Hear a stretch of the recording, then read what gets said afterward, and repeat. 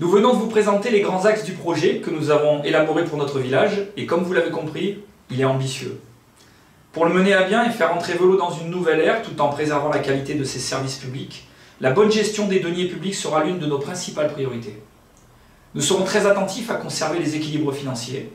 Je m'engage devant vous à mettre en place une gestion transparente, claire et saine qui nous permettra de mener à bien notre programme mais en restant cohérent avec les moyens de la ville. Pour cela, nous continuerons, comme l'équipe précédente a su le faire, à diversifier les sources de financement en maintenant un lien fort avec les services de la métropole, du département, de la région et de l'État.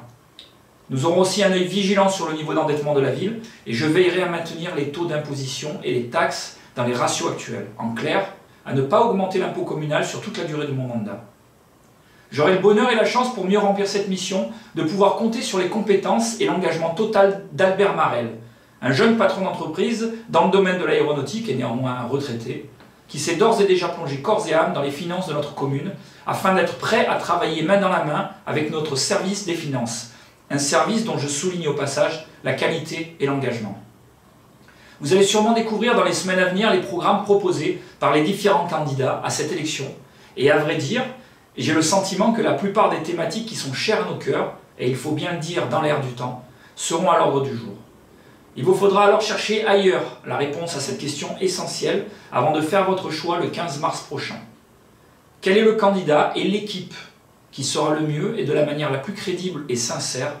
incarner cette démarche démocratique tournée vers la transition écologique, la culture, la jeunesse, le renforcement du lien entre les générations,